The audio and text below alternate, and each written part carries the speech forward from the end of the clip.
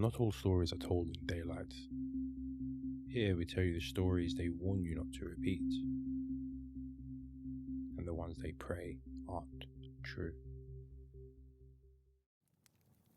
Come, sit closer to the fire. Tonight, our campfire burns low, but the woods around us are vast. We're not in the Midwest anymore.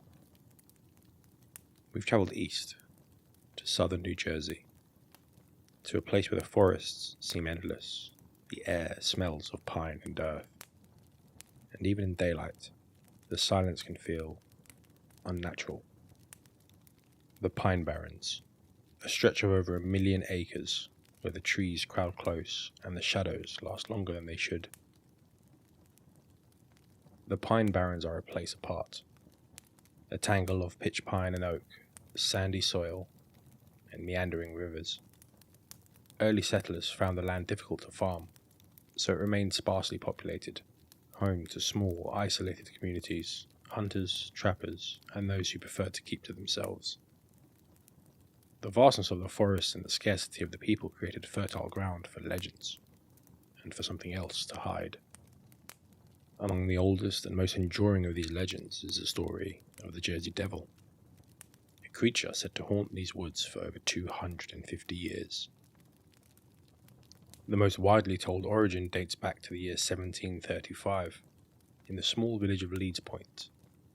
According to the tale, a woman known as Mother Leeds already had 12 children.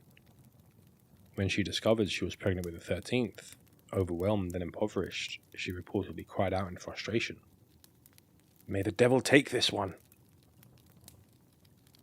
When the child was born, some accounts say it appeared normal, but within minutes or hours, depending on the telling, it began to change. Its body stretched, sprouting leathery wings, its head elongated into a horse-like shape, horns pushing through its skull, its hands and feet twisted into claws, and a long, thin tail lashed to the air. With a screech, it attacked the midwife, flew up the chimney, and vanished into the dark of the Pine Barrens. Other versions add strange details, that a storm raged outside during the birth, that the creature circled the house before disappearing into the night, that it still returns to Lead Point once each year, and from that night forward, people began to see it. The legend of the Jersey Devil didn't stay confined to Leeds Point. By the late 1700s, whispering of the Leeds Devil had spread through the Pine Barrens and into neighbouring towns. One of the earliest reported encounters came from Commodore Stephen Decatur, a US naval hero. Whilst visiting Hanover Iron Works to test cannonballs, Decatur allegedly spotted a strange creature flying overhead. He fired a cannonball directly at it, and claimed it passed clean through without slowing the thing down. In 1820, Joseph Bonaparte, older brother to Napoleon and the former King of Spain, was living in Bordentown, New Jersey. While hunting in the Pine Barrens, he reported seeing a large winged animal with a horse-like head and cloven hooves. The encounter frightened him enough that he later shared the story publicly. Throughout the 1800s, scattered sightings painted a consistent picture. A creature with bat-like wings spanning several feet, a long neck and a head shaped like a horse or camel.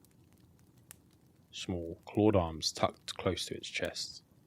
Hind legs ending in hooves, leaving strange tracks behind the sandy soil.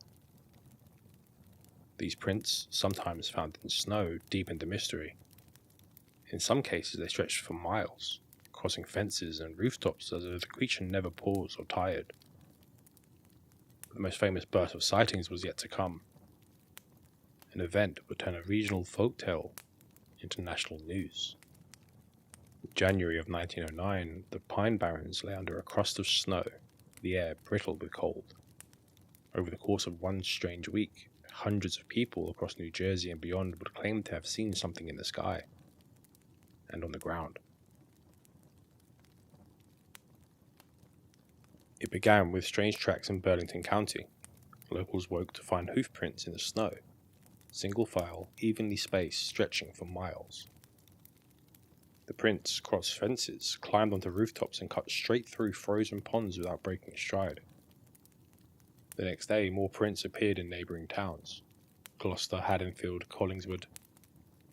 Some residents reported hearing unearthly screams in the night, high-pitched and echoing through the trees.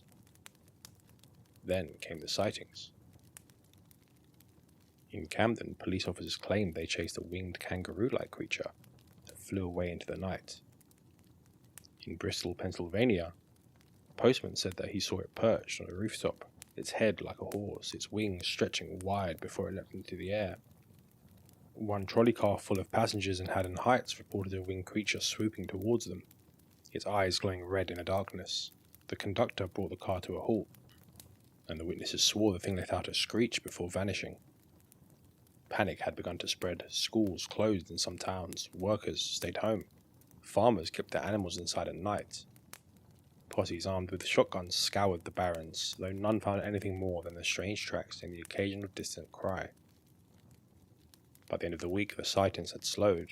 The Jersey Devil, or something like it, had vanished back into the depths of the Pine Barrens.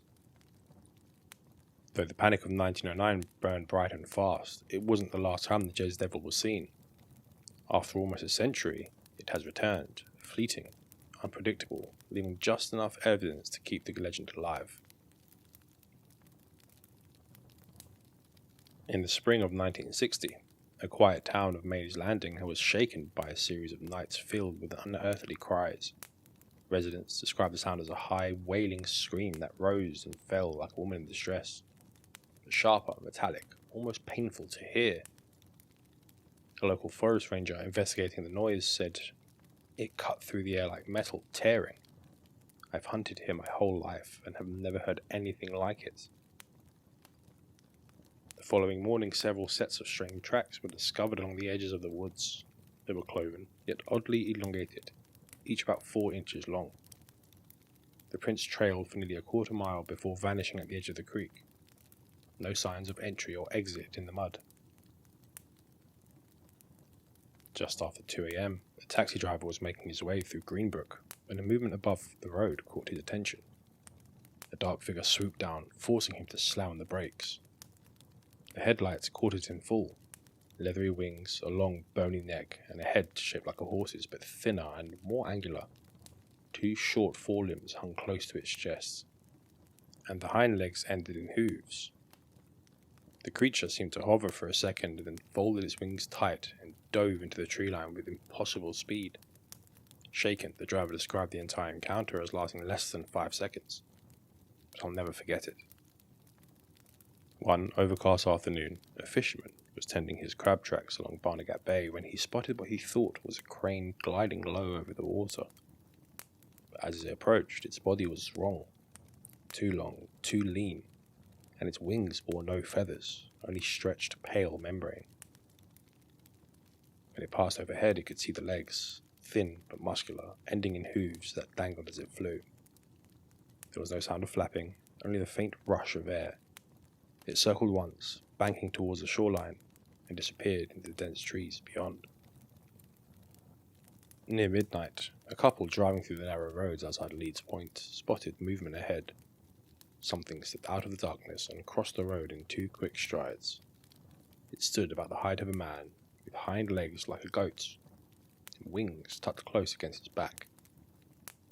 Its head was distinctly horse-like, but the skin appeared tight, almost skeletal.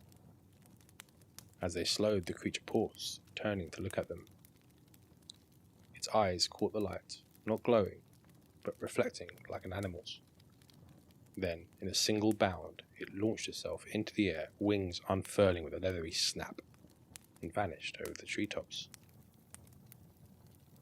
The Jersey Devil story is hundreds of years old, which makes untangling fact from fiction nearly impossible.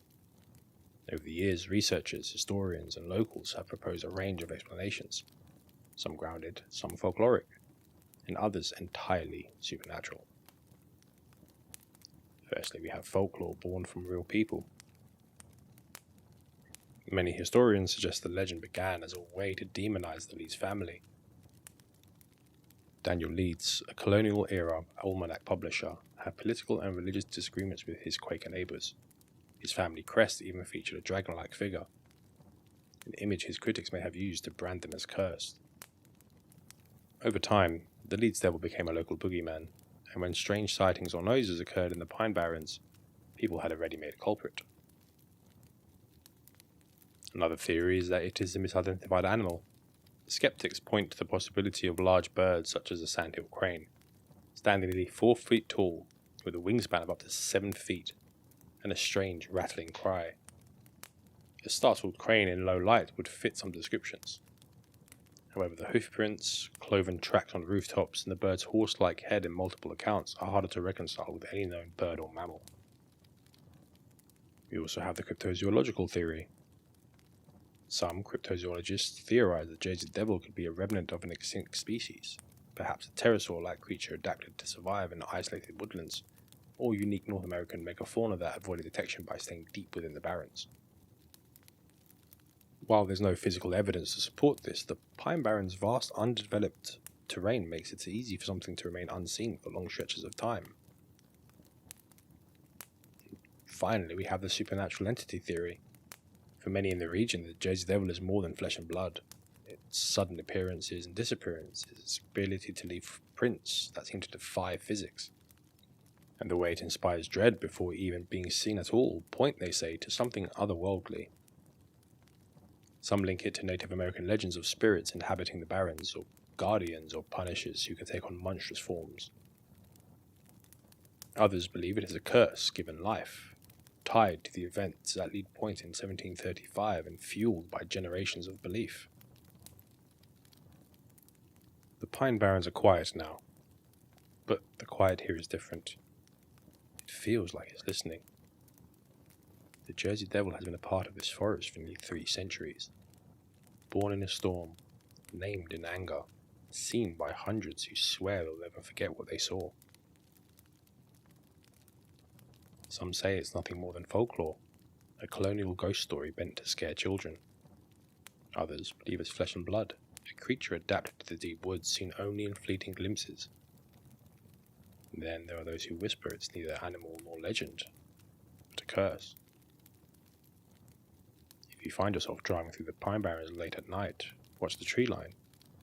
Listen for the faint rush of wings above you.